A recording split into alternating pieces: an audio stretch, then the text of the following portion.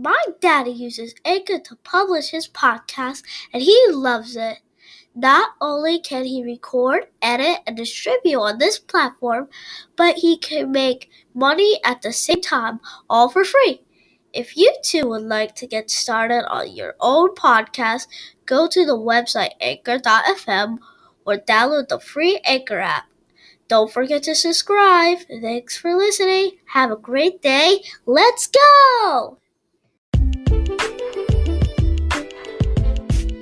Welcome to another episode of the Third Eye Podcast, the podcast that is dedicated to open dialogue regarding the difficult topics that we all face in life. I am your host, Marcus Callahan, and thank you very much for joining me this evening. Welcome back to another episode of the Third Eye Podcast. I hope you all are safe and continuing to practice social distancing. COVID-19 is still at large, and the effects of this virus will not only be long-lasting on our economy, but on our way of life as we know it. Things here in America have changed. For the first time, at least that I can remember, society is seeing just how futile it is for us as taxpayers to be paying not only athletes and entertainers millions of dollars to do what they do, but politicians as well, most of whom don't really care what happens to the citizens. Now, I'm not trying to discredit our entertainers or athletes. I enjoy watching them as much as the next person. But this virus has shown us who our true heroes really are. It's the everyday worker, the grocery store employees, the janitors, sanitation workers, security officers, mailmen, healthcare professionals, law enforcement, the warehouse workers, anyone who is considered an essential employee and has continued to work during these difficult times deserves to be compensated like they matter, because they do matter. I want to give a special thank you to every healthcare worker on the front line battling this virus. I know that some of you will not make it home, and your sacrifice is noticed, and it deserves to not be in vain. We as a society have to do a better job of taking care of each other. All right, today's topic is something that I'm not only a huge fan of, but it is something that I think our country needs at the moment and going forward. Universal basic income. I was first introduced to this concept back in August of last year when I heard about Andrew Yang and his campaign for presidency. But this concept didn't start with him. It's been championed by many people, such as Martin Luther King Jr., Elon Musk, Barack Obama, Mark Zuckerberg, Jack Dorsey, and that's just to name a few. For those of you who aren't familiar with what UBI or Universal Basic Income is, allow me to elaborate. UBI is a governmental public program for a periodic payment delivered to all on an individual basis without means test or work requirement.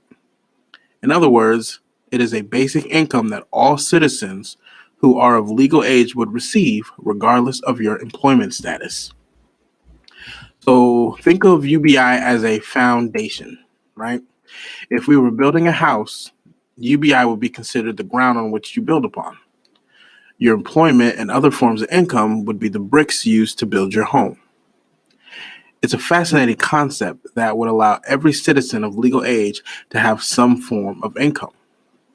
This could drastically change the number of homeless people in America. Instead of begging for money, each month they would get a check that could be used to rent a room, used for groceries, used to get them back on their feet and back into society. Think about the benefits UBI would provide for young adults just turning 18. It would allow those going to college to have a form of income that wouldn't require them to work. Therefore, they wouldn't need to split their focus between school and work. For those who choose not to go to school, it would give them room to breathe while looking for employment. UBI would provide an income to homemakers as well. Being a stay-at-home parent is one of the toughest jobs out there. And I know I used to do it. And it's not compensated at the moment, which is crazy. Think about all the people who stay in an abusive relationship because they're dependent on their partner's income. UBI would change that. There are so many benefits to implementing a universal basic income, yet for all the good it would do, there are still those who oppose it. So when people who oppose UBI try to discredit the idea, it's typically because of one of four arguments. Number one, they say it's too expensive. How will we ever pay for such a program? It's a valid arguing point, but there are a few ways to pay for UBI. One way would be by increasing the federal deficit. So basically, in order to grow our economy, we must first plunge the American people even further into debt. Another means of funding UBI would be to increase taxation. When paying for the policy by increasing taxes on households rather than paying for the policy with debt, the policy is not expansionary. In effect, it is giving to households with one hand what is taking away with the other. A very plausible and possible solution for this would be to tax the corporations instead of the citizens. So whereas a wealth tax would tax the richest people in the country to pay for this policy and isn't fair at all, a value-added tax on the major corporations that don't pay taxes would still fund UBI and also make companies like Amazon and Facebook pay their fair share. This was how Andrew Yang proposed to pay for his UBI policy, and it could actually work while benefiting all parties. Each citizen would get a basic income, and that includes billionaires as well, and they could still profit from their companies on top of the UBI. Another argument against UBI is that incentives work, handouts don't. Those who oppose UBI believe that if you give every citizen a starting income, then they will choose to just live off of that and not work. Now, depending on the size of the UBI, I could see and agree with that argument, but let's take Yang's policy for example. He proposed a basic income of $1,000 per month. And I don't know about you, but I can't live off of just $1,000 per month. That doesn't even cover my most expensive bill, which is rent, nor would it cover the majority of citizens' rent or mortgage. The argument is that the longer you give people money, the less they'll want to work. So the opposing plan would be to make them work, but offer them the lowest wage possible with the incentive that if you work hard enough, you can earn more. But how often does it play out like that? The problem with incentivized work is that there is no incentive to pay people more when they can make you a ton of money and you stand to lose money by paying them more. Greed is the enemy of incentivized work. The third argument is that you'd be trading one welfare state for another. As previously mentioned, there are always claims that a UBI could decrease, reform, or even abolish our current welfare system. But no one seems to have any idea as to how this transition would actually look. This is because there is no transitory plan in place, and any such plan that came to fruition would surely be political suicide since you run the risk of angering someone. And for politicians who rely on the support and approval of their constituents, this is sure to bring some unwanted criticisms. Anyone in the policy realm knows that there is no better way to alienate older constituents than by threatening to take away their Social Security benefits. In fact, even the mere mention of decreases usually causes rooms of senior citizens to fear for their well-being. Even if there is an alternative plan presented to them, it does not calm the fears of what might happen during the transitionary period. It is for this reason that Social Security is often called the third rail of politics. Additionally, trying to get individuals transitioned off of one welfare plan and onto the next requires, at least temporarily, the funding of both programs. A decision to enact a UBI would not magically abolish the current American welfare system. America's welfare programs have been around for so long, and it would take so much time to uproot it. Too many people have become reliant on our welfare state to have it simply wiped out overnight. which is why I think Andrew Yang was right in his policy when he said it's up to you to choose which plan you want to take. If a UBI would benefit you more, then you could opt into that plan. If Social Security or food stamps or your current government assistance works better for you, opt out and continue living as you always had. The biggest obstacle in implementing a UBI will always be costs, but if we're already in debt and already heavily taxed, why not benefit from it while we can? The last argument I hear when discussing UBI is that it's socialism. Here's a direct quote from Andrew Yang on UBI not being the same as socialism. Begin quote, "Some confuse universal basic income with socialism. Socialism is when you nationalize the means of production. UBI is capitalism where income does not start at zero.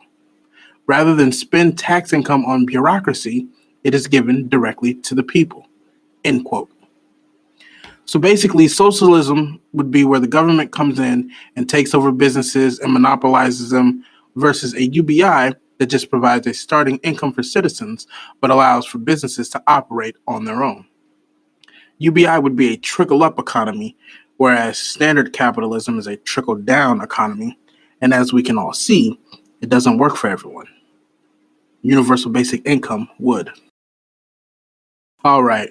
With where we currently are in America regarding COVID-19, it's not looking so good. Over the last 6 weeks, 30 million Americans have been unemployed. As we continue to fight this virus and in efforts to keep the U.S. population safe, it's more than likely that states will continue to enforce closures and stay-at-home orders. So while that's in effect, how can people pay their bills? Sure, there is unemployment benefits, but the system is so overran right now, it takes weeks to even be processed. The government issued a one-time payment to some of the citizens, but even that is taking longer than expected to fully process. And when this is all said and done, do we expect the economy to just bounce back like nothing happened? Of course not. We'll need a plan in place to get the economy back up and running, and I believe UBI is the answer.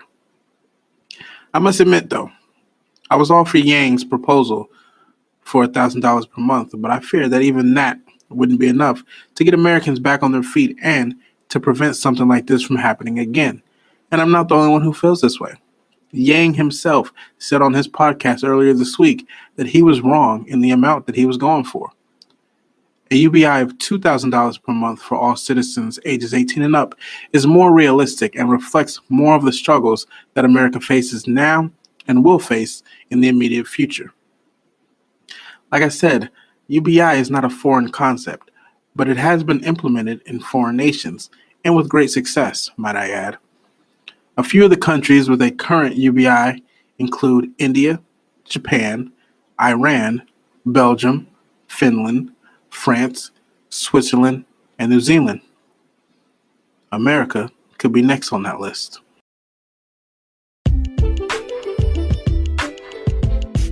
Thank you all for tuning in to this week's episode and discussing universal basic income with me. I definitely want to hear your opinions on this subject, so please reach out to me via Twitter or Instagram at _I_podcast. Once again, thank you to all of the healthcare workers who are on the front line, and thank you to all of the essential employees for keeping our way of life intact the best it can be in these difficult times. Remember to be kind to one another and to love each other. Thank you and have a blessed night.